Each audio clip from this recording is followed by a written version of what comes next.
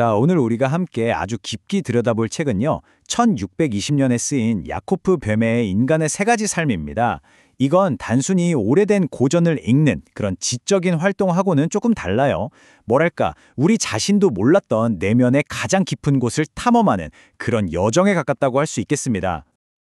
그래서 오늘 이야기는 이렇게 진행될 거예요. 먼저 이 책이 도대체 어떤 지혜를 찾으려고 하는 건지 그 목적부터 알아볼 거고요. 그 다음엔 베메가 날카롭게 지적하는 인간 인식의 근본적인 문제점, 그 한계가 무엇인지 파헤쳐 볼 겁니다. 그리고 나면요, 그의 철학 전체를 꿰뚫는 아주 중요한 핵심 열쇠를 발견하게 될 거고, 마지막으로는 그가 그리는 거대한 우주가 어떻게 시작되는지 그 첫 장을 살짝 엿보게 될 겁니다. 자, 그럼 바로 시작해 볼까요? 네, 첫 번째 이야기, 진정한 지혜를 향한 탐구입니다. 여러분, 한번 생각해 보세요. 거의 400년도 더 된 이 책을 우리가 지금 왜 읽어야 할까요? 베메는 도대체 무슨 말을 하고 싶어서 이 책을 썼을까요? 그 대답은요, 어쩌면 한 인간이 평생에 걸쳐 던질 수 있는 가장 근본적인 질문에서 시작됩니다. 베메는 이 책을 통해서 아주 거대하고 본질적인 질문을 던지고 있는 거예요. 이 세상 모든 것은 도대체 어디서부터 왔는가? 그리고 더 중요하게는 우리 인간은 어떻게 살아야 가장 가치 있고 영원한 선, 즉 좋은 삶에 닿을 수 있는가 하는 거죠. 그러니까 그의 목표는 그냥 철학적인 사색에 머무는 게 아니에요. 아주 실질적입니다. 어떻게 하면 우리가 더 나은 삶, 조화로운 삶을 살 수 있는가, 그 방법을 찾으려는 겁니다. 이게 정말 중요한 포인트인데요. 베메는 이 책에서 신지학이라는 개념을 이야기하는데 이게 단순히 머리로만 하는 지식을 쌓아서 똑똑해지려는 게 절대 아니라는 겁니다. 나 이만큼 안다 하고 뽐내려는 지적인 교만이나 단순한 호기심을 채우기 위한 것도 아니고요. 이 책은 정말 겸허하게 나는 누구인가, 나의 진짜 모습은 무엇인가를 알고 싶어하는 사람들, 그리고 그 알물 바탕으로 자신의 삶을 더 의미 있게 가꿔 나가고 싶은 사람들을 위한 일종의 안내서라고 할 수 있어요.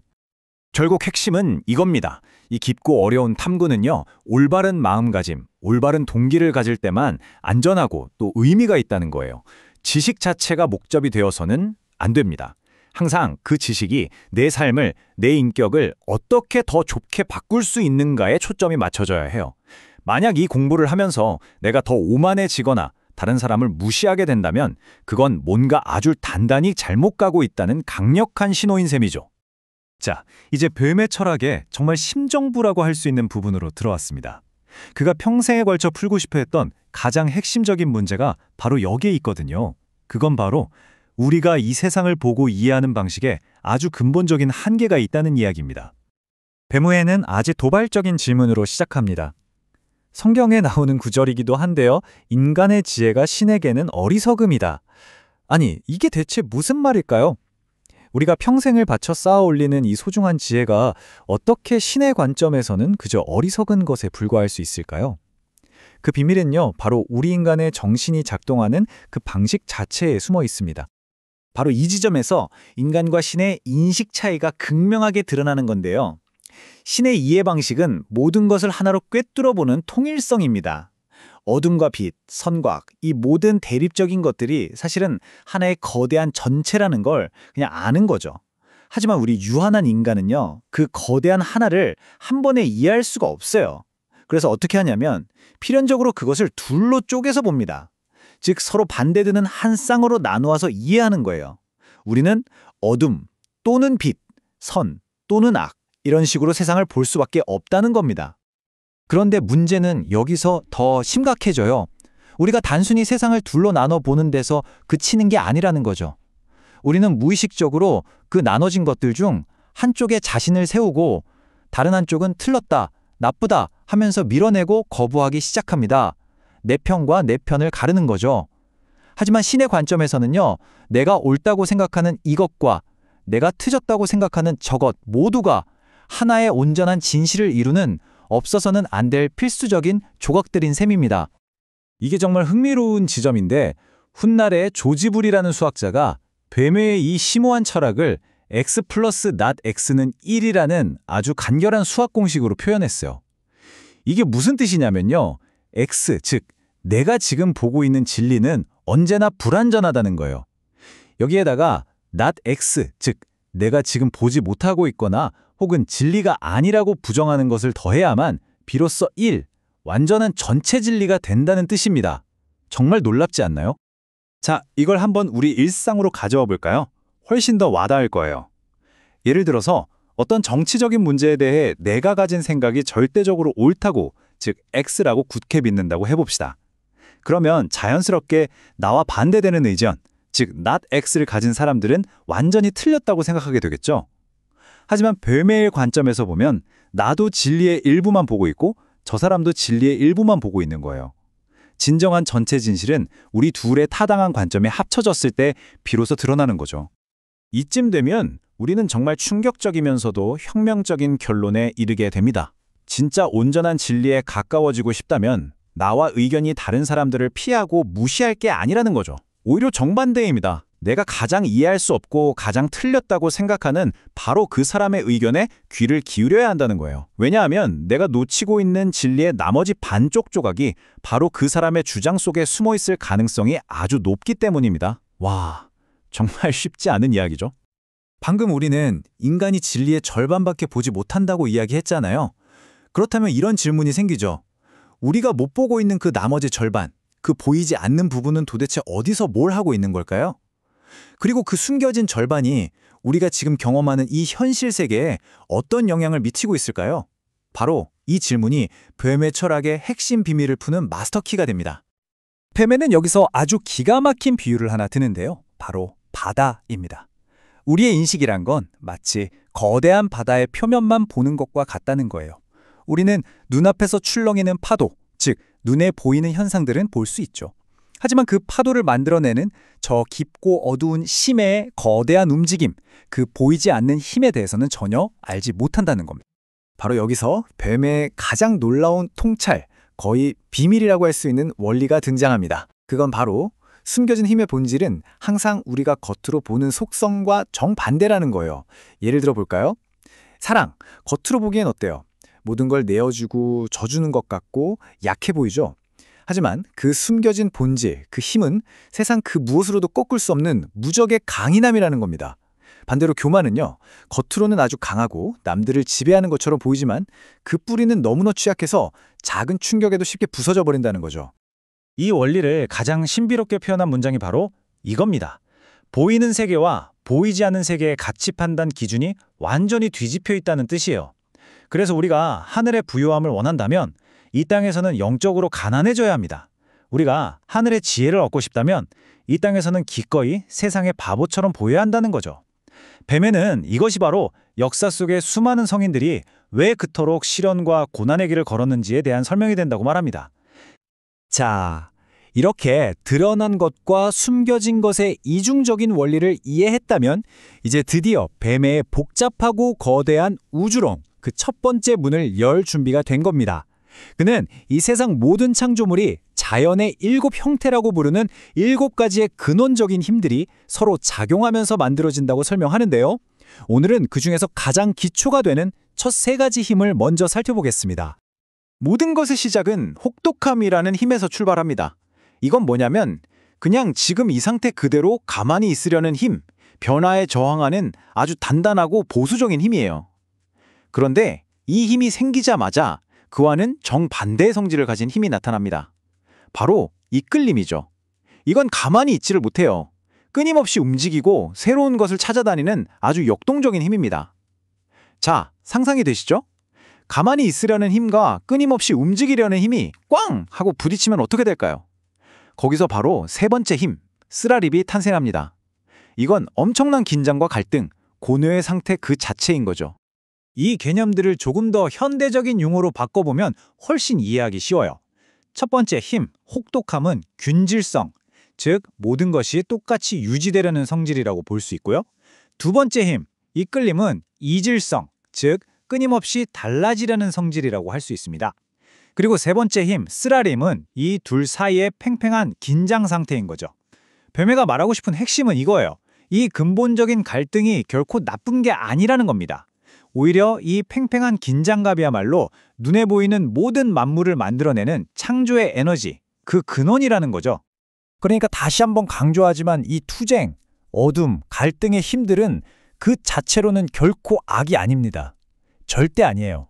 이건 그냥 창조를 위해 반드시 필요한 보이지 않는 엔진일 뿐입니다. 그렇다면 진짜 악은 언제 생겨나는 걸까요?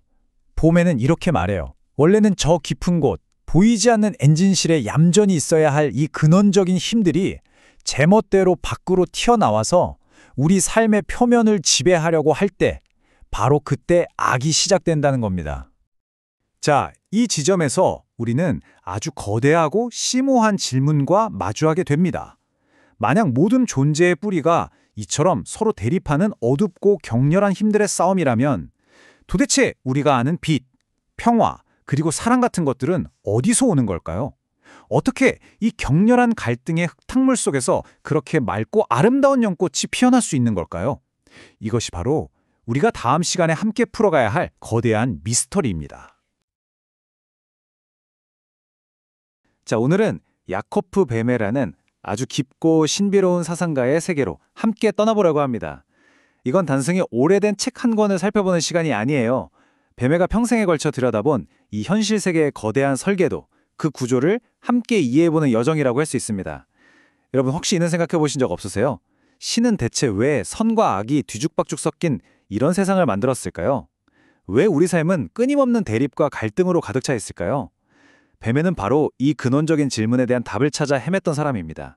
그리고 그 답을 통해서 우리 인간이 이 혼돈 속에서 어떻게 궁극적인 선함에 이를 수 있는지 그 길을 보여주고자 했습니다. 오늘 우리가 함께 걸어갈 길의 지도입니다. 먼저 인간이 세상을 인식하는 방식의 근본적인 한계에서부터 시작해서요. 그 다음엔 모든 것의 이면에 숨겨진 힘, 즉 감추어진 것과 드러난 것의 이중성에 대해 알아볼 겁니다.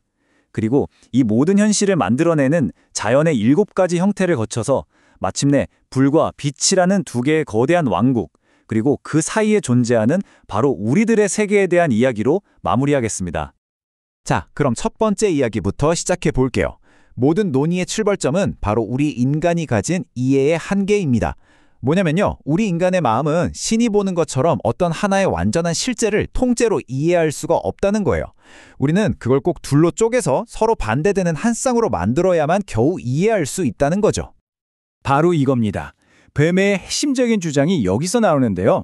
신에게 진실, 힘, 실제는 그냥 하나의 통합된 전체입니다. 분리되지 않은 하나죠. 하지만 우리 인간은 그걸 그렇게 볼 수가 없어요. 빛이 있으면 반드시 어둠을 떠올리고, 강함이 있으면 약함을, 삶이 있으면 죽음을 떠올려야만 겨우 개념을 파악할 수 있다는 겁니다. 성경 시편에도 비슷한 구절이 있잖아요. 신에게는 어둠과 빛이 모두 마찬가지라고요.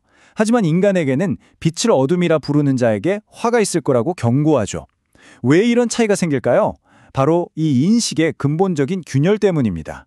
그리고 이게 바로 우리가 세상에서 똑똑하다고 생각하는 그 지혜가 신의 관점에서 보면 오히려 어리석은 것이 될 수 있는 이유이기도 합니다.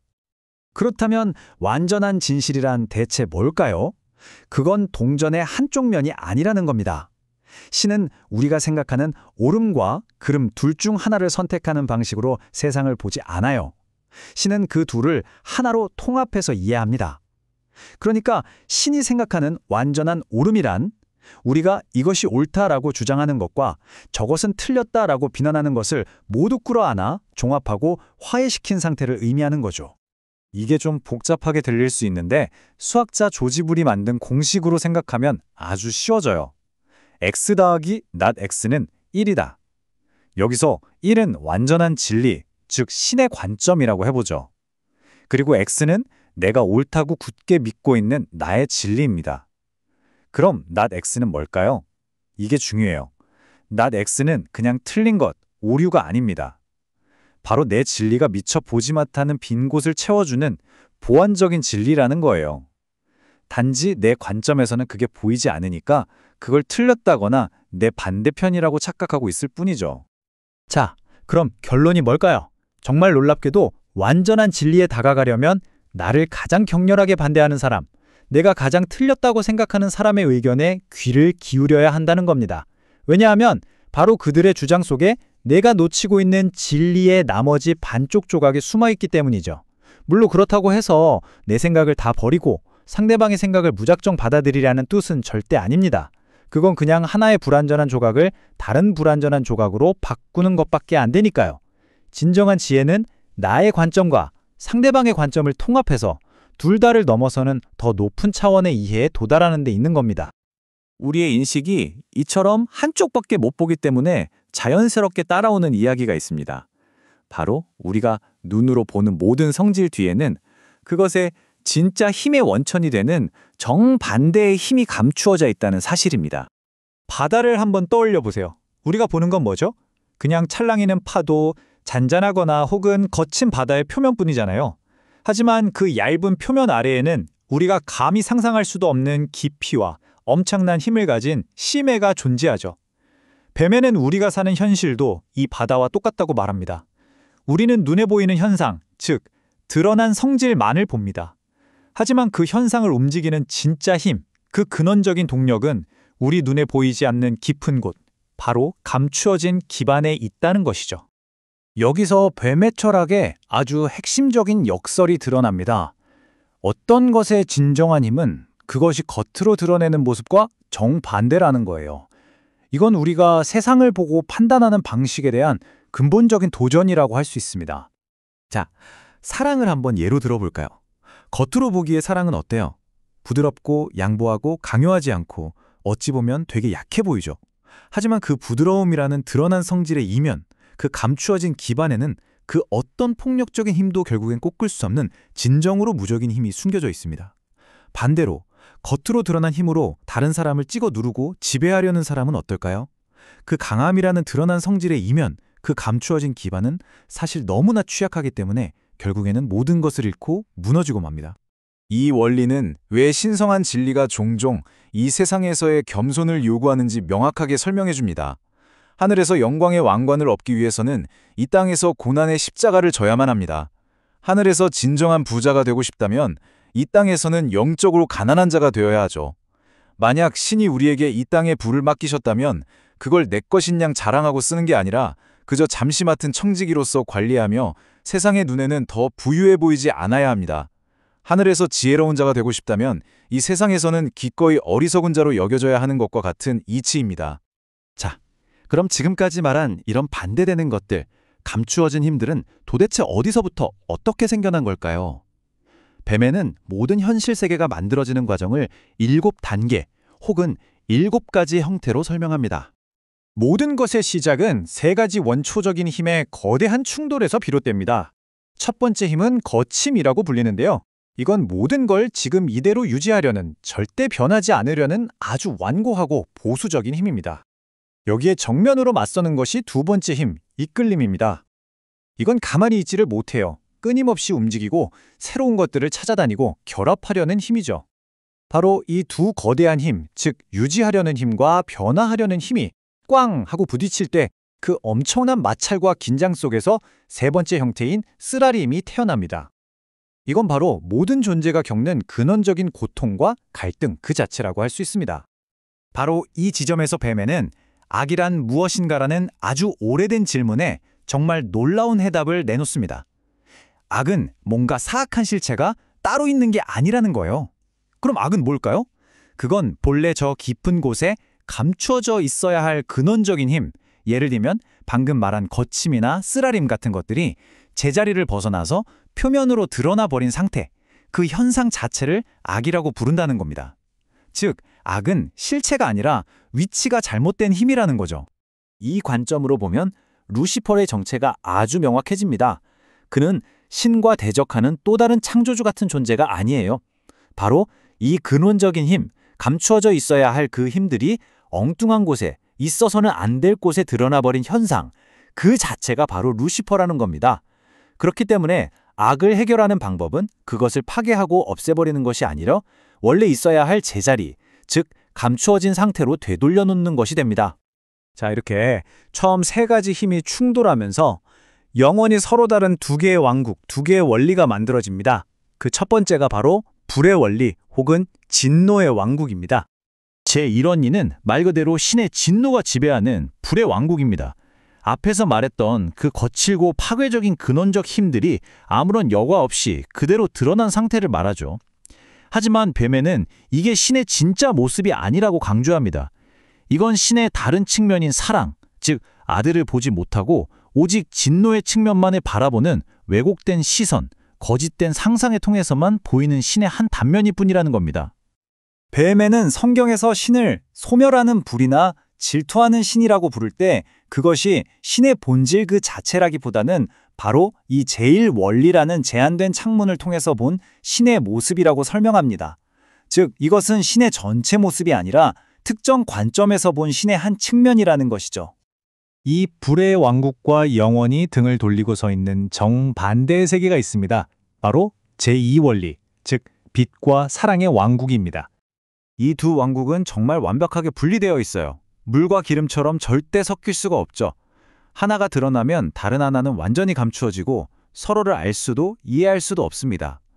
빛의 세계에는 드러난 악이 단 하나도 없고 반대로 불의 세계에는 드러난 선이 단 하나도 없는 그런 절대적인 분리의 관계입니다.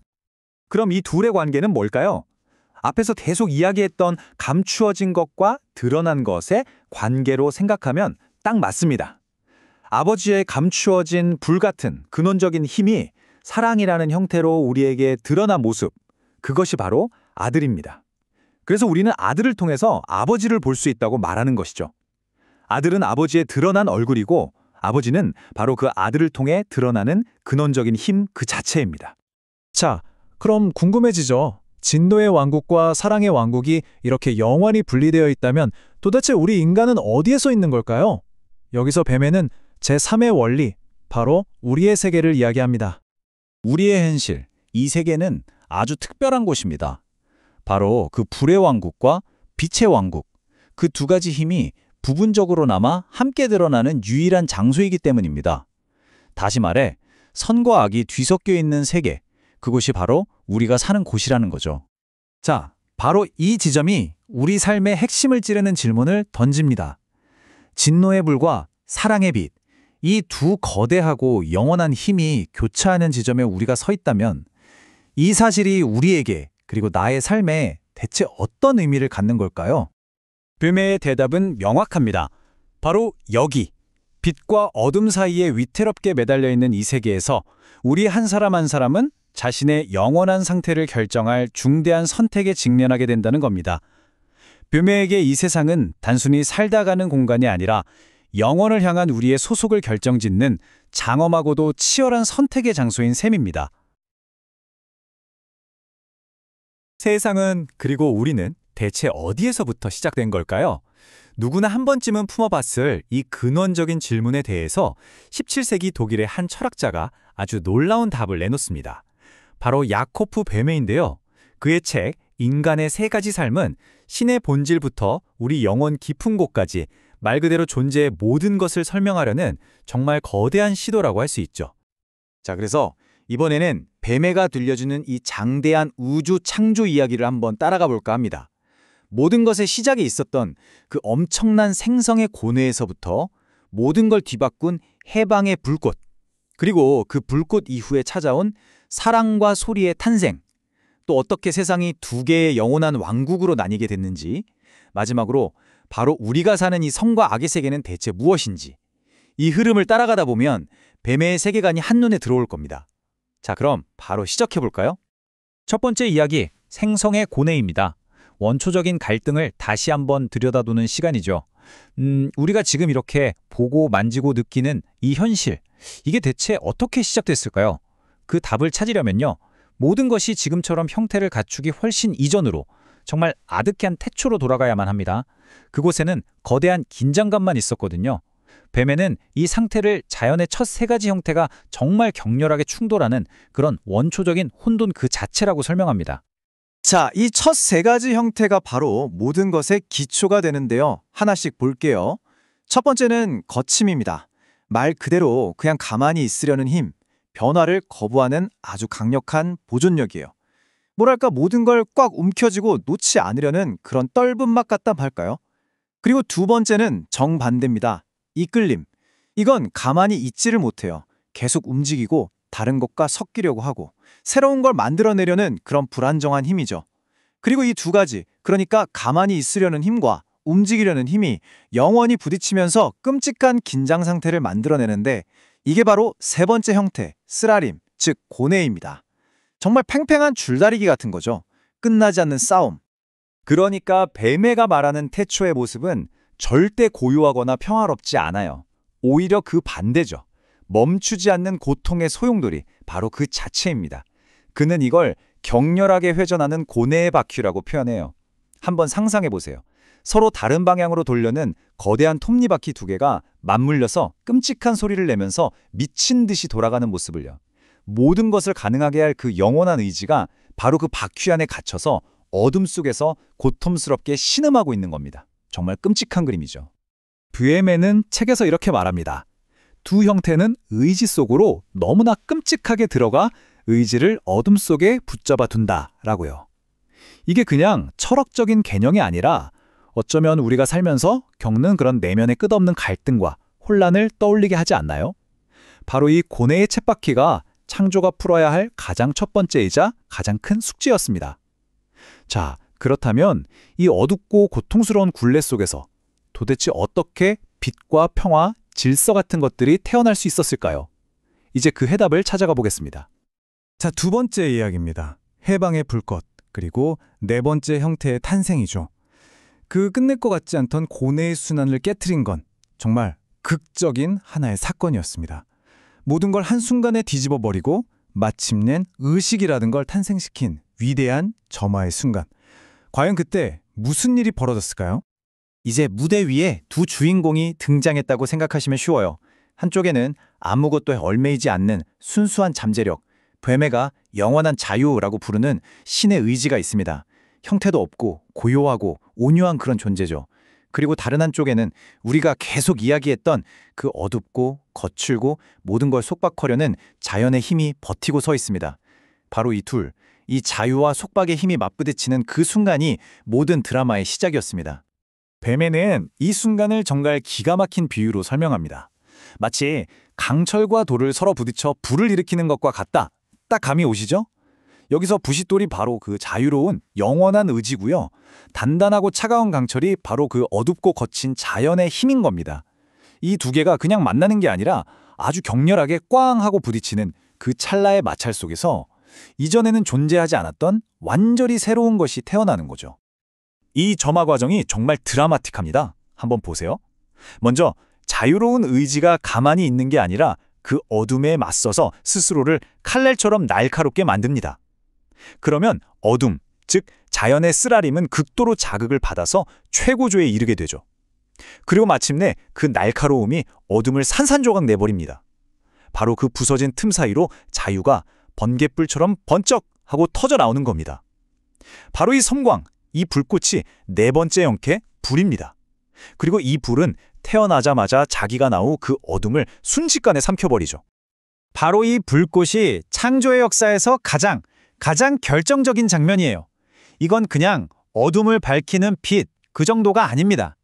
영원히 계속될 것만 같았던 그 고통의 쳇바퀴를 마침내 박살내버리는 해방의 섬광이었던 거죠. 불꽃이 미친 듯이 돌던 바퀴의 한가운데를 정확히 꿰뚫어버리니까 그 힘의 바퀴가 더 이상 돌지 못하고 사방으로 쫙 펼쳐지면서 멈춰 섭니다. 빙글빙글 돌던 고통의 원이 안정적인 십자가 형태로 변하는 순간이에요. 마침내 고뇌가 극복된 겁니다. 그리고 여기서 뱀에는 정말 흥미롭게도 고대 연금술의 개념을 가져옵니다. 이 위대한 불꽃이 터지는 순간 만물의 근원이라고 여겨졌던 세 가지 영적인 원리가 태어난다는 거예요. 바로 유황, 수은, 소금입니다. 여기서 유황은 불꽃 그 자체, 즉 고통에서 벗어나려는 뜨거운 영혼을 상징하고요. 수은은 그 격렬하게 돌던 바퀴의 움직임, 생명의 역동성을 의미합니다. 마지막으로 소금은 본래의 그 단단하고 거친 성질, 즉 물질의 바탕을 뜻하죠. 물론 이게 우리가 아는 화학 원소, 황, 수은, 소금을 말하는 건 절대 아니고요. 모든 존재를 이루는 영적인 세 가지 기본 요소라고 생각하시면 됩니다. 자, 다음 이야기, 사랑과 소리의 탄생입니다. 아주 기쁨에 찬 전개가 펼쳐지죠. 지금까지는 격렬한 불꽃, 파괴, 공포 같은 이야기를 했잖아요. 그런데 놀랍게도 이 모든 게 이야기의 끝이 아닙니다. 이 끔찍한 파괴의 순간이 지나자마자 곧바로 눈부신 창조가 시작되거든요. 모든 고통이 씻겨나간 그 자리에 이제 기쁨과 사랑, 그리고 아름다운 조화가 피어나기 시작합니다. 그 격렬한 불꽃이 꽝 하고 터졌을 때 그 엄청난 공포가 있었잖아요. 그런데 바로 그 공포가 역설적으로 엄청난 기쁨을 낳습니다. 뱀에는 이걸 환희에 찬 터짐이라고 표현해요. 모든 걸 거부하던 그 차갑고 딱딱한 어둠의 본성이 그 불꽃의 공포에 질려서 마침내 부드럽고 유연하게 변하는 겁니다. 그리고 바로 이 부드러움 속에서 다섯 번째 형태, 사랑이 태어납니다. 정말 놀랍죠? 가장 큰 공포가 가장 큰 사랑을 낳은 거예요. 불의 파괴적인 속성은 사라지고 따뜻하고 기쁨에 찬 빛이 그 자리를 채웁니다. 그런데 여기서 정말 중요한 포인트가 하나 있습니다. 그렇다고 해서 태초의 그 어둠, 즉 거침, 이끌림, 쓰라림이 완전히 파괴돼서 없어진 건 아니라는 거예요. 그럼 어디로 갔을까요? 그것들은 이제 보이지 않는 깊은 곳으로 물러나서 이 빛의 세계를 떠받치는 아주 단단한 기초가 됩니다. 빛이 밝으려면 어둠이 있어야 하는 것처럼요. 이제 사랑의 빛이 그 위에서 환하게 빛나지만 그 밑에 깔린 어둠은 그 빛을 이해하지 못해요. 하지만 역설적이게도 바로 그 어둠이라는 토대가 있기 때문에 이 사랑의 세계가 존재할 수 있는 겁니다. 자, 사랑이 태어나니까 이제 세상이 완전히 달라집니다. 이전에는 서로 싸우기만 하던 힘들이 이제는 다툼을 멈추고 서로를 따뜻하게 껴안기 시작해요. 이 아름다운 조화 속에서 여섯 번째 형태인 소리가 태어납니다. 목소리가 생기고 멜로디가 생기고 온 세상이 울려 퍼지기 시작하는 거죠. 그리고 이 소리와 함께 듣고, 보고, 맛보고, 냄새 맡고, 느끼는 우리의 모든 감각이 깨어납니다. 비로소 모든 존재가 서로를 인식하고 소통할 수 있게 된 거예요. 거대한 우주의 교향곡이 시작된 셈이죠. 그리고 마침내 지금까지 이야기한 6가지 힘이 모두 합쳐져서 7번째 형태를 완성합니다. 그게 바로 왕국이에요. 즉, 우리가 지금 보고 만질 수 있는 이 구체적인 현실 세계 그 자체입니다. 눈에 보이지 않던 영적인 힘들이 마침내 몸을 얻어서 완전한 형태로 드러난 거죠. 영혼이 육체 안에서 활동하듯이 그 모든 힘들이 이 왕국 안에서 자신의 역할을 수행하게 됩니다. 이게 바로 뱀에가 설명하는 최초의 그리고 완전한 창조의 모습입니다. 자, 네 번째 이야기로 넘어갑니다. 두 개의 영원한 왕국 그리고 원리들의 거대한 분리입니다. 지금까지 우리는 완전한 창조가 어떻게 이루어졌는지 봤잖아요. 그런데 여기서 이야기가 한번 크게 방향을 틉니다. 혹시 기억나세요? 모든 것의 시작이었던 그 네 번째 힘, 불꽃 말이에요. 이 불꽃이 그냥 새로운 세상을 만들기만 한 게 아니었습니다. 훨씬 더 중요한 역할을 했어요. 바로 현실을 영원히 둘로 나눠버리는 거대한 경계선이 된 겁니다. 빛의 왕국과 어둠의 왕국으로요. 한쪽에는 첫 번째 원리, 즉 불의 세계가 있습니다. 이건 모든 걸 집어삼키는 어둡고 격렬한 분노의 세계예요. 뱀에는 이걸 신의 숨겨진 본성, 아버지의 본성이라고 부릅니다. 여기서는 악이 드러나 있고 선은 숨겨져 있죠. 그리고 그 반대편에는 두 번째 원리, 즉 빛의 세계가 있습니다. 여긴 사랑과 기쁨으로 가득 찬 신의 드러난 본성, 아들의 본성입니다. 여기서는 반대로 선이 드러나 있고 악은 숨겨져 있죠. 뱀에가 정말 강조하는 건 이 두 세계는 서로를 절대 이해할 수도 없고 만날 수도 없는 영원히 분리된 왕국이라는 점입니다. 뱀에가 직접 쓴 문장을 보면 이게 더 명확해져요. 그리고 불꽃인 원리를 만들고 그것을 두 왕국으로 나눈다. 한 중심은 분노 속에서 타오르고 다른 중심은 사랑 속에서 타오른다. 정말 명확하죠? 태초에 그 불꽃이 바로 넘을 수 없는 국경선이 된 겁니다. 그래서 우주에는 두 개의 심장이 생긴 거예요. 하나는 분노로, 다른 하나는 사랑으로 타오르는 심장. 그리고 이 분리는 그냥 임시적인 게 아니라 그 무엇으로도 되돌릴 수 없는 절대적인 법칙이 된 겁니다. 자, 마지막 이야기입니다. 선과 악의 이 세계, 즉 세 번째 원리. 여기서 당연히 이런 질문이 생기죠. 아니, 순수한 분노의 세계가 있고 순수한 사랑의 세계가 있다면 그럼 우리는요? 우리 인간은 대체 어디에 속하는 거죠? 뱀에는 바로 우리가 사는 이 현실이야말로 그 두 세계가 아주 기묘하게 뒤섞여 있는 세 번째 원리, 세 번째 세계라고 설명합니다. 이 세 번째 원리는 저 멀리 어딘가에 있는 게 아니에요. 바로 지금 우리가 발 딛고 숨 쉬고 있는 이곳, 이 세상입니다. 이 세계가 왜 그렇게 특별하냐면요. 우주 전체에서 유일하게 첫 번째 원리인 어둠과 두 번째 원리인 빛이 동시에 드러나서 힘을 겨루는 장소이기 때문이에요. 그래서 우리 세상에는 아름다움도 있지만 추함도 있고 사랑도 있지만 증오도 있는 선과 악이 뒤섞여 있는 겁니다. 이 개념을 이해하는 게 뵘의 철학의 진짜 핵심이에요. 왜 우리 삶에는 기쁨도 있고 슬픔도 있는지, 왜 세상에는 선한 사람도 있고 악한 사람도 있는지, 그 모든 갈등의 이유가 바로 여기에 있거든요. 뵘에는 우리 인간이야말로 이 세 가지 원리를 모두 담고 있는 존재라고 말합니다. 우리 영혼 안에는 천국의 가능성도 지옥의 가능성도 모두 들어있다는 거죠. 그래서 우리의 삶은 결국 선택의 과정인 겁니다. 이 두 힘 사이에서 어느 쪽을 향해 나아갈 것인지 결정하는 위대한 드라마의 무대인 셈이죠. 그리고 그 전쟁터는 저 바깥 세상이 아니라 바로 우리 각자의 마음속에 있습니다. 결국 이 거대한 우주의 이야기는 다시 우리 자신에게로 돌아옵니다. 만약 우리 세계가 어두운 불과 신성한 빛 사이의 전쟁터라면 인간은 어떻게 그 안에서 길을 찾아 영생의 길로 나아갈 수 있을까? 이제 우리는 세상의 구조를 알게 됐습니다. 그렇다면 바로 이 전쟁터 같은 세상 속에서 나는 어떻게 살아야 할까요? 그 해답을 찾아가는 여정이 바로 이 책의 다음 이야기가 될 겁니다. 자, 야코프 베메의 심오한 책 인간의 삼중적 삶에 대한 우리의 여정을 계속 이어가 보겠습니다. 오늘은 이 책의 가장 실천적이고 또 가장 개인적인 부분으로 깊이 들어가 보려고 합니다. 바로 우리 각자의 내면에서 벌어지는 변화의 과정, 그 구체적인 길에 대한 이야기입니다. 뱀에는요, 아주 현실적인 지점에서 이야기를 시작합니다. 어떤 거창하고 추상적인 신학 이론이 아니에요. 바로 우리 모두가 너무나 잘 알고 있는 현실, 내 안에서 뭔가가 끊임없이 싸우고 있는 것 같은 바로 그 느낌에서 출발합니다. 이 마음과 저 마음이 부딪히고 이걸 해야 할지 저걸 해야 할지 모르겠고 마치 내 존재 자체가 하나의 거대한 전쟁터가 된 것만 같은 그런 혼란스러운 감각, 다들 한 번쯤은 느껴보셨을 겁니다. 이런 내적인 싸움, 이게 그냥 우연히 일어나는 게 아니라는 겁니다. 뱀에는 우리 인간의 본성 자체가 삼중적, 즉 세 겹으로 이루어져 있기 때문에 이건 필연적인 결과라고 설명해요. 말하자면 우리 영혼이요, 서로 전혀 다른 성질을 가진 강력한 두 개의 자석 사이에 끼어있는 쇠붙이 같은 신세라는 거죠. 우리는 저 거대한 우주의 축소판과 같습니다. 우리 한 사람 한 사람 안에는요, 어둠의 원리, 빛의 원리, 그리고 우리가 오감으로 느끼는 이 외부 세계의 원리, 이 세 가지 세계가 모두 담겨 있다는 겁니다. 뵘의 관점에서 이 세 가지 원리는 그냥 단순한 개념이 아닙니다. 각각이 살아 숨쉬는 하나의 왕국이에요. 그리고 이 세 왕국은 모두 인간을 원하고 있습니다. 그래서 끊임없이 우리의 의지와 상상력을 자기 쪽으로 끌어당기려고 정말 치열하게 경쟁하고 있다는 거죠. 원래 우리 영혼은 어디 소속이었을까요? 바로 저 제2원리, 사랑과 빛의 세계에서 왔습니다.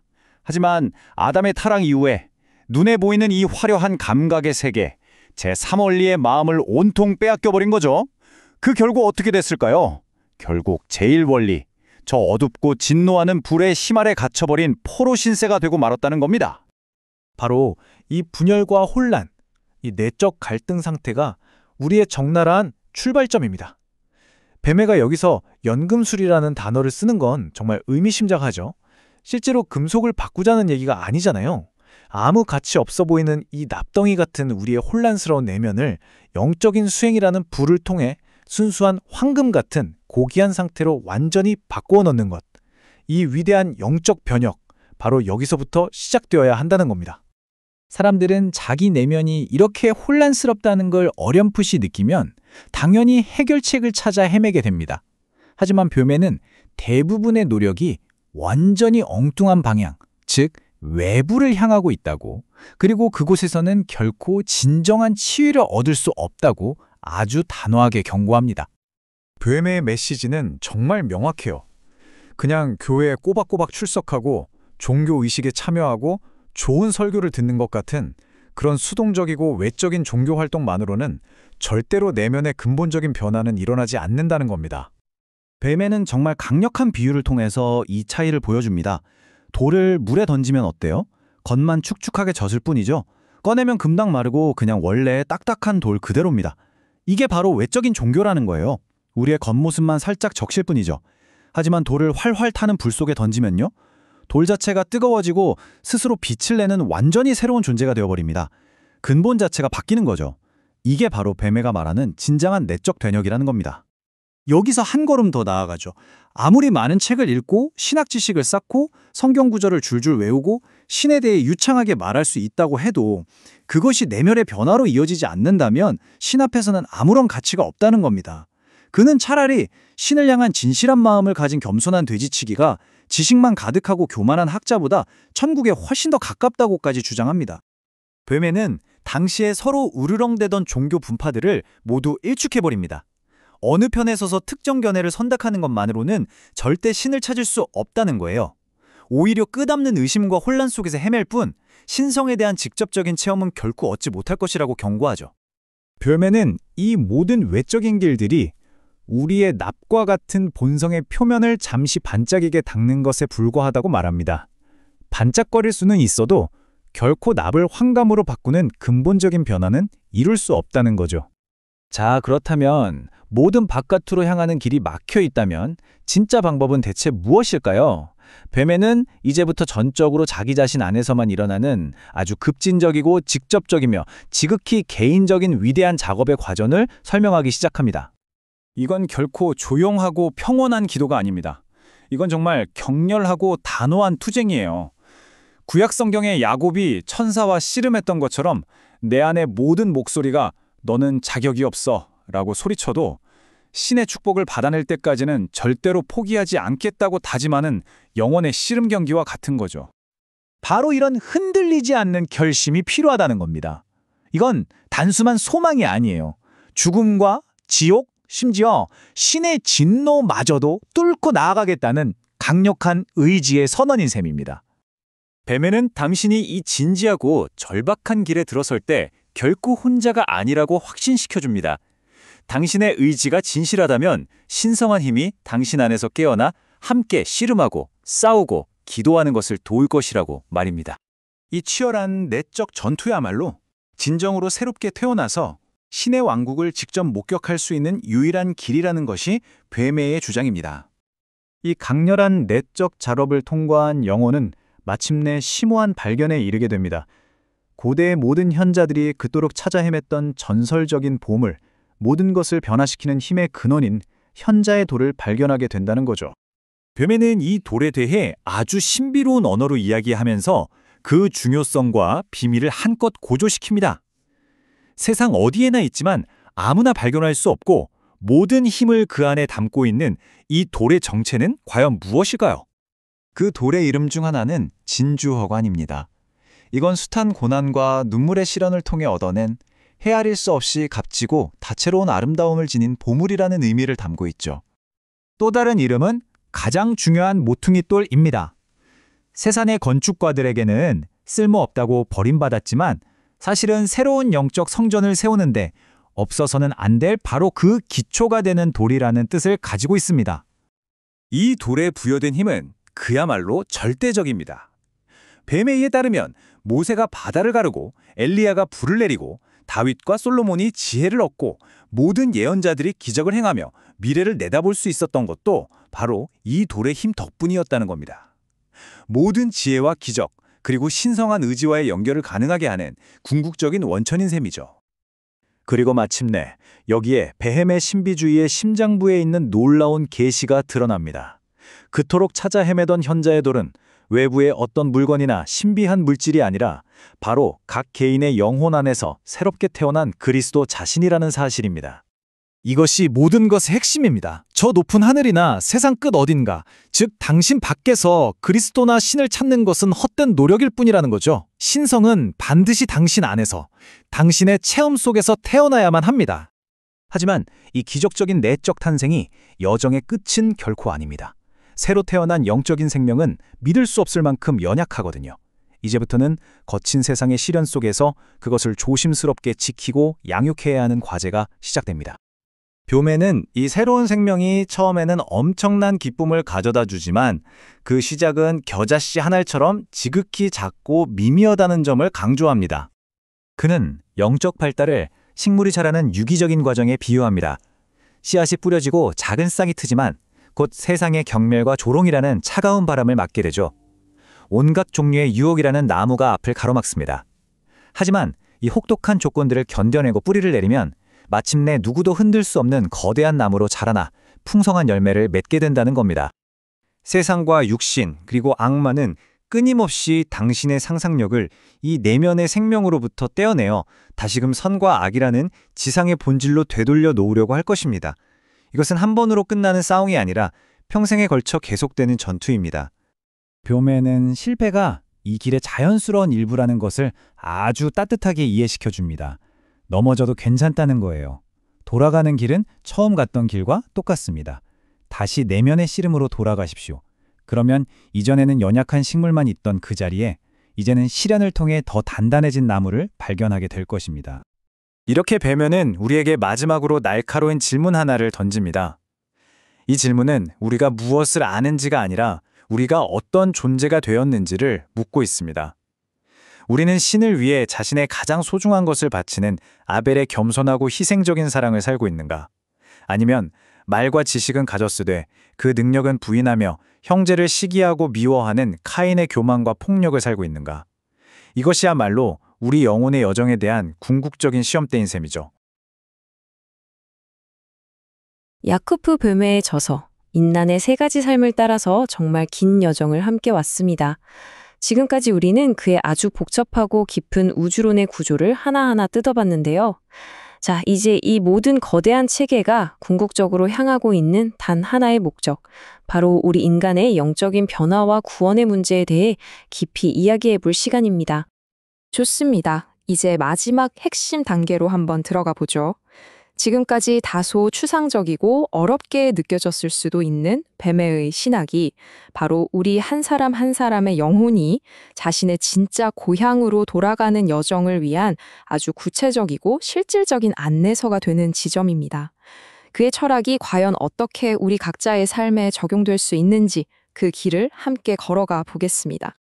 이 책에서 보여주는 영혼의 여정은 크게 6단계로 나누어 볼 수 있습니다. 인간 존재의 근본적인 고통에서 시작해서 그 해답을 찾아 나서는 과정, 그리고 마침내 신과 다시 하나가 되는 그 장대한 과정을 하나씩 세밀하게 들여다보겠습니다. 그럼 첫 번째 주제, 내면의 갈등입니다. 뱀에는 영적인 여정을 시작하기에 앞서서 우리가 지금 어떤 상태에 놓여 있는지를 먼저 똑바로 봐야 한다고 말합니다. 모든 인간의 마음속 가장 깊은 곳에서 벌어지고 있는 본질적인 싸움, 그 투쟁을 그가 어떻게 정의해야 하는지 한번 살펴보시죠. 뱀에는 우리 각자의 삶이 평화로운 땅이 아니라 아주 치열한 전쟁터라고 선언하면서 이야기를 시작합니다. 여기서 우리 삶의 지배권이라는 건 바로 우리 자신의 마음, 의지, 생각의 중심부를 말하는 거죠. 이 중심을 차지하기 위해서 보이지 않는 영적인 세력들, 뱀의 표현을 빌리자면 악마와 세상의 영이 우리 영혼을 상대로 끊임없이 싸움을 걸어온다는 겁니다. 중요한 건 이 싸움이 저기 멀리 밖에서 일어나는 게 아니라 바로 우리 존재의 가장 깊은 곳, 내면에서 벌어지는 실존적인 투쟁이라는 점이에요. 이 내면의 갈등은 그냥 선과 악 사이의 도덕적 갈등, 이런 단순한 게 아닙니다. 뱀에는 인간의 존재 자체가 서로 다른 기원을 가진 세 개의 층, 그러니까 세 가지 삶으로 이루어져 있다고 설명합니다. 첫째는 신의 빛에서 나온 영원하고 불멸하는 영혼의 삶. 둘째는 이 세상의 원소들로 만들어져서 시간 속에서 태어나고 결국 썩어 없어질 유한한 육체의 삶. 그리고 가장 근원적인 셋째는 모든 것의 뿌리이자 강력한 에너지의 원천인 자연의 중심입니다. 이 중심은 본래 막 진노하고 불타는 듯한 속성을 지니고 있고 영원한 고통의 가능성까지 품고 있는 곳이죠. 인간은 바로 이 세 가지 삶이 한데 뒤섞여서 서로를 막 잡아당기는 엄청난 긴장 상태에 놓인 존재라는 겁니다. 자, 이 슬라이드를 보면 뱀에가 그린 놀라운 비유가 보입니다. 그는 영혼과 육체를 모두 불에 비유하는데요. 하지만 이 두 개의 불은 그 본성과 방향이 완전히 정반대입니다. 영혼의 불은 신성한 빛과 사랑을 양식으로 삼아서 타오르는 빛의 불이에요. 이 불은 자신을 낳은 근원, 즉 어머니인 신성을 향해서 끊임없이 타오르면서 그와 하나가 되기를 갈망하죠. 반면에 육체의 불은 이 세상의 물질적인 것들을 태우면서 유지되는 소모의 불입니다. 이 불은 지상의 음식과 쾌락을 연료로 삼아 타오르지만 결국에는 자기 자신, 즉 어머니인 육체마저 다 태워버리고 한 줌 재로 사라지고 말죠. 인간은 바로 이 두 개의 상반된 불을 모두 내면에 품고 있는 존재인 셈입니다. 이처럼 우리의 내면이 새 갈래로 찢겨진 전쟁터와 같다면 가장 시급하고 절박한 질문은 바로 이것이겠죠. 도대체 어떻게 이 끔찍한 투쟁에서 벗어나 평화와 구원을 얻고 우리의 진짜 근원인 신에게 돌아갈 수 있을까요? 뱀에는 이 질문에 답하기 위해 먼저 수많은 사람들이 헤매고 있는 거짓된 길의 실체를 폭로합니다. 뱀에는 아주 단호하게 말합니다. 천국으로 가는 진짜 길은 대부분의 사람들이 찾고 있는 바로 그곳에는 없다고 말이죠.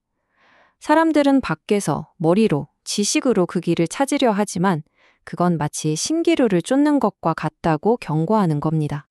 뱀에는 사람들이 흔히 의지하는 종교적 행위나 지적인 탐구를 바벨의 문이라고 부릅니다.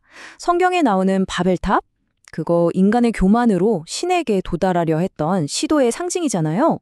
마찬가지로 내면의 진정한 변화 없이 그냥 설교만 듣거나 경전을 외우거나 교회에 다니는 행위는 전부 이 바벨탑을 쌓는 것과 같다는 거죠. 특히 그는 당대의 종교 지도자들, 교황이나 루터, 칼빈 같은 인물들의 가르침을 맹목적으로 따르면서 서로 논쟁하는 걸 가장 큰 문제로 지적합니다. 그건 그냥 인간의 이성과 의견이라는 시끄러운 소음 속에서 길을 잃는 것일 뿐일 영혼을 진짜 성전 안으로 인도하지 못하는 바벨의 혼란 그 자체라고 신랄하게 비판합니다. 거짓된 길과는 정말 극명하게 대조되는 참된 길은 급진적인 내면으로의 방향 전환에서 시작됩니다. 뱀에가 말하는 그리스도의 성전으로 들어가는 길은 복잡한 신학 지식이나 학위를 요구하지 않아요. 첫 단계는 바로 세상의 지식, 즉 이성적인 판단과 교만에 대한 의지를 버리고 고요히 자기 자신 안으로 침잠하는 겁니다. 그리고 그 깊은 곳에서 자신의 모든 죄와 어둠을 숨기지 않고 정직하게 한데 모아서 직면해야 합니다. 그런 다음 그걸 자기 힘으로 어떻게 해보려고 하지 말고 전적으로 신의 자비에 내던지면서 용서를 구해야 하죠. 마지막으로 가장 중요한 건 마치 야곱이 밤새도록 천사와 씨름하며 놓아주지 않았던 것처럼 자신의 온전한 의지를 다해서 신을 붙잡고 절대로 포기하지 않겠다는 필사적인 결단을 내리는 겁니다. 바로 이겁니다. 이게 핵심이에요. 신을 향한 이 여정은 무슨 소극적인 기도나 온화한 요청이 아니라 가장 강력한 의지의 행위라는 점입니다. 내면에서 들려오는 모든 의심과 절망의 목소리, 그러니까 너는 자격이 없어, 신은 너를 버렸어 라고 속삭이는 양심의 가책에 맞서서 그럼에도 불구하고 나는 신을 원한다고 선포하는 단호한 투쟁인 거죠. 이건 자신의 의지를 포기하는 게 아니라 오히려 자신의 의지를 총동원해서 신의 의지에 항복하고 하나가 되려는 역설적이지만 가장 강력한 영적 싸움인 것입니다. 이처럼 치열한 내면의 씨름은 필연적으로 영적 여정의 가장 중심적인 사건으로 이어지게 됩니다. 바로 새로운 탄생의 체험이죠. 뱀에는 이 신비로운 체험을 연금술의 용어를 빌려서 현자의 도를 발견하는 과정으로 설명합니다.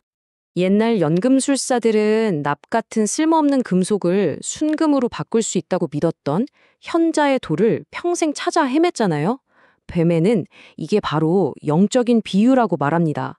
진짜 현자의 돌은 바로 그리스도 자신이며 이 돌은 우리의 죄 많고 어두운 본성이라는 납을 신성한 사랑으로 가득 찬 순금으로 변화시키는 힘을 가지고 있다는 거죠. 세상의 건축자들, 그러니까 학자나 종교 지도자들은 자기들의 지식과 교리 체계에 맞지 않는 이 내면의 돌을 버리고 무시하지만 사실 이것이야말로 구원의 유일한 으뜸 모퉁이돌이라는 겁니다. 그리고 이 돌은 저기 멀리 있는 게 아니라 바로 우리 각자의 영혼 가장 깊은 곳에 이미 숨겨져서 발견되기만을 기다리고 있습니다. 그리고 이 인용구는 현자의 도를 발견하기 위한 절대적인 전제 조건을 명확하게 보여줍니다. 그건 바로 이성적이고 계산적인 현명한 어른의 자아를 완전히 버리는 겁니다. 어린아이는 지식이나 경험을 내세우지 않죠. 그냥 부모를 전적으로 신뢰하고 의지하면서 모든 것을 단순하게 받아들입니다. 이처럼 자신의 지혜를 내려놓고 어린아이와 같은 순수한 겸손과 신뢰로 신에게 나아갈 때 비로소 내면에서 새로운 탄생이 일어날 수 있다는 겁니다. 머리로 이해하려는 모든 시도를 멈출 때 비로소 가슴으로 체험하는 길이 열리는 거죠. 이 새로운 삶, 즉 새로운 탄생은 어느 날 갑자기 찬란한 영광 속에서 완성된 형태로 짠 하고 나타나는 게 아닙니다. 뱀에는 그것이 마치 씨앗처럼 시작된다고 말해요. 진심으로 회개하고 신을 향해 돌아선 우리의 마음이라는 토양에 아주 작고 연약한 신성의 씨앗이 심어지는 것으로 시작됩니다. 맞습니다. 성경에 나오는 비유처럼 모든 씨앗 중에 가장 작은 겨자씨 한 알처럼 아주 미미하게 시작합니다. 이 연약한 새싹은 자라나는 동안 수많은 시련을 겪어야만 합니다. 내면의 옛습관이라는 가뭄, 외부 세계의 비웃음과 조롱이라는 차가운 바람, 그리고 악의 유혹이라는 해충과 싸워 이겨내야만 하죠. 이 모든 과정을 견디면서 꾸준히 신성의 빛과 사랑이라는 양분을 받아 자랄 때 비로소 그 작은 씨앗은 하늘의 새들이 깃드는 거대한 나무로 성장하게 되는 겁니다. 자, 그렇다면 내면에서 이 새로운 탄생이 일어난 사람은 구체적으로 어떻게 달라질까요? 이 변화가 한때 그를 그토록 괴롭혔던 내면의 힘들, 그러니까 분노와 교만, 욕망과의 관계를 근본적으로 어떻게 재편하는지 다음 장에서 살펴보겠습니다. 가장 극적인 변화는 개인 내부의 권력 구도가 완전히 뒤집힌다는 겁니다. 이전까지 영혼이 자신의 어두운 본성과 외부 세계의 욕망에 이리저리 끌려다니는 무력한 포로였다면 이제는 자신의 내면 세계라는 왕국을 다스리는 당당한 왕으로서 제자리에 서게 되는 거죠. 이 표가 그 변화를 명확하게 보여주네요. 새로운 탄생 이전의 영혼은 자신의 근원적인 본성, 즉 뱀애가 첫 번째 원리라고 불렀던 그 맹렬하고 진노하는 불의 중심에 사로잡힌 죄수였습니다. 그래서 분노, 교만, 이기심 같은 감정들에 끊임없이 고통받았죠. 하지만 새로운 탄생을 통해서 신성한 사랑과 빛의 원리, 즉 두 번째 원리가 그 중심에 들어오게 되면 영혼은 더 이상 그 불에 타지 않습니다. 오히려 그 불길 위에 서서 그것을 다스리는 주인이 되는 거죠. 맹렬한 진노의 불을 신성한 사랑의 물로 길들여서 열정적이고 거룩한 사랑의 불로 변화시키는 겁니다. 이제 영혼은 자연의 법칙에 갇힌 죄수가 아니라 신과 하나 된 영으로서 자신의 내면 세계를 다스리는 진정한 주인이 되는 것입니다. 그렇다면 이렇게 내면이 완전히 바뀐 사람의 삶은 외부 세계에서 구체적으로 어떻게 나타날까요? 거듭난 사람은 일상적인 삶과 일을 어떻게 살아가냐 될까요? 이건 아주 중요한 질문입니다. 이 신비로운 변화를 겪기 위해서 혹시 세상을 등지고 은둔 자처럼 살아야 하는 걸까요? VMA의 대답은 단호하게 아니오입니다. 오히려 정반대죠. 그는 이제서야 비로소 한 사람이 진정으로 그리고 올바르게 세상과 관계를 맺고 살아갈 수 있게 되었다고 말합니다. 내면의 중심이 신과 올바르게 정렬될 때 그 축복은 자연스럽게 바깥 삶으로 흘러넘치게 됩니다. 그가 먹는 음식과 마시는 음료가 축복을 받고 그가 하는 모든 일과 그가 가진 모든 것에 신의 축복이 깃들게 되죠. 그는 여전히 세상 속에서 다른 사람들과 똑같이 일하고 장사하며 살아갑니다. 뱀에게 모든 정당한 직업과 사업은 그 자체로 신이 정하신 거룩한 규례이기 때문입니다. 거듭난 사람은 자신의 기술과 재능을 통해서 이 세상이라는 무대 위에서 신의 무한한 창조성과 경이로움을 드러내는 통로가 되는 거죠. 그의 평범한 일상이 신성한 축복이 나타나는 장이 되는 것입니다. 마침내 우리는 이 지상 여정의 마지막 관문에 도달했습니다. 베오메가 제시하는 죽음과 영원한 왕국에 대한 심오한 이해를 함께 탐구해 보겠습니다. 뱀에게 죽음은 모든 것의 끝, 즉 소멸이 아닙니다. 오히려 필연적인 분리의 과정이죠. 마치 나비가 번데기를 벗고 날아오듯 우리의 영원한 본질이 유한한 껍데기로부터 해방되는 순간입니다. 이 세상에서 잠시 빌렸었던 육체라는 시간적인 원리가 마침내 부서져 나가고 신에게서 비롯된 내적이고 영원한 원리, 즉 영혼이 온전히 그 모습을 드러내는 위대한 전환점인 거죠. 지상의 낡은 집이 무너져야만 그 안에 있던 영원한 보물이 비로소 찬란한 빛을 발할 수 있게 되는 겁니다. 이 최종 상태에서 영원히 들어가는 영원한 왕국은 우리가 아는 물리적인 물질로 이루어진 못이 아닙니다. 그곳은 신의 뜻과 완벽하게 하나가 된 의지의 힘, 즉 권능이 모든 것을 이루는 현식입니다. 물질의 제약을 받는 이 세상에서는 우리가 무엇을 원해도 즉시 이루어지지 않지만 그곳에서는 거룩해진 의지가 바라는 것이 곧 현실이 됩니다. 그것은 모든 제약에서 벗어나 상상할 수 없는 기쁨과 자유 속에서 영원한 완성을 누리는 상태입니다.